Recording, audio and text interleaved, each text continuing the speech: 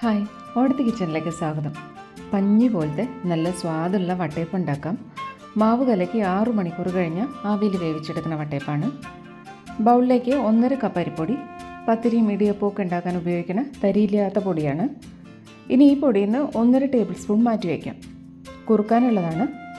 മാറ്റി വെച്ച അരിപ്പൊടിയിൽ 1/2 കപ്പ് വെള്ളം ഒഴിച്ചിട്ട് കലക്കാം. കുറേശ്ശായിട്ട് വെള്ളം ചേർത്ത് കട്ടകളില്ലാണ്ട് ലയിപ്പിക്കണം.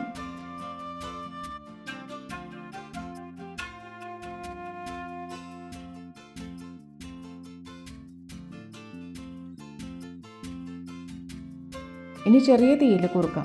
വേഗം കുറുകി വരും. തുടർച്ചയായിട്ട് ഇളക്കണം.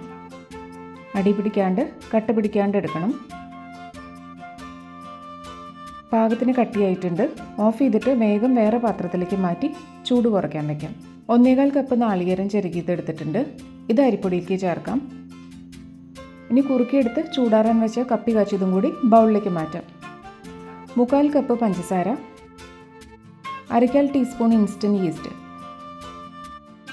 ഇത്തിരി ഉപ്പ്, 3 ഏലക്കായുടെ തരി ചേർത്ത് എല്ലാം യോജിപ്പിക്കാം.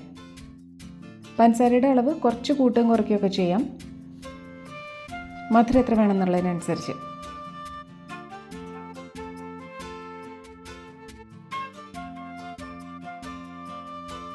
വെള്ളം പാകത്തിന് വേണം. 1.25 കപ്പ് വെള്ളം ചേർത്തിട്ടുണ്ട്. ഇപ്പോൾ നമ്മൾ 1.25 കപ്പ് ഈ മാവിലേക്കും 1/2 കപ്പ് കുറുക്കാനെടുത്തതും കൂടി. അരിപ്പൊടി അബ്സോർബ് ചെയ്യണതിനനുസരിച്ച് വെള്ളം വേണം. ചിലപ്പോൾ ഇത്തിരി വ്യത്യാസം ഉണ്ടാവും. ചില അരിപ്പൊടി അബ്സോർബ് ചെയ്യുന്നതിനനുസരിച്ച്.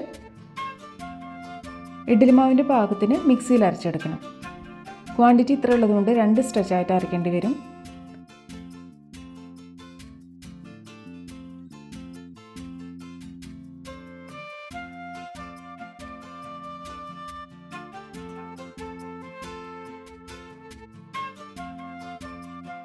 ഇനി നല്ലോണം വെണ്ണ പോലെ അരച്ചെടുക്കാം.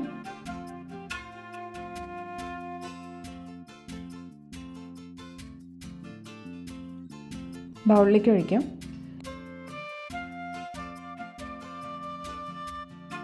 ഇങ്ങനെ 2 തവണയായിട്ട് അരച്ചെടുത്തു.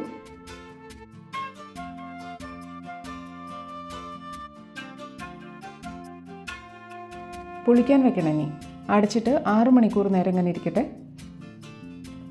ഇപ്പോൾ പാകത്തിന് ഫെർമെൻ്റായിട്ട് പൊങ്ങി വന്നിട്ടുണ്ട്. പതുക്കെ ഇളക്കിയിട്ട് നെയ്യ് പുരട്ടിയ പാത്രത്തിലേക്ക് ഒഴിക്കാം.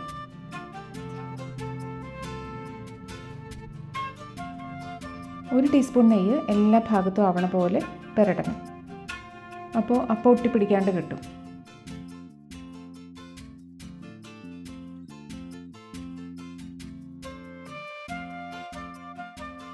ഇനി മാവ് ഒഴിക്കാം.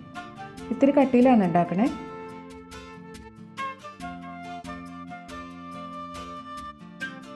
പാത്രം വരെ ഒഴിച്ചാൽ മതി.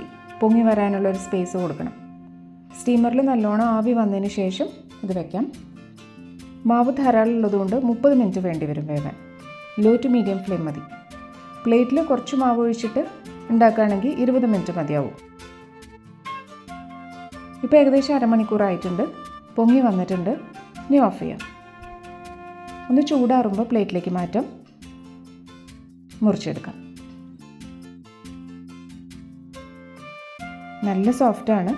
ഉണ്ടാക്കി നോക്കുക. ഇഷ്ടമായ ഓടത്ത് കിച്ചൺ ലൈക്കും ഷെയറും ചെയ്യാം. Thank you.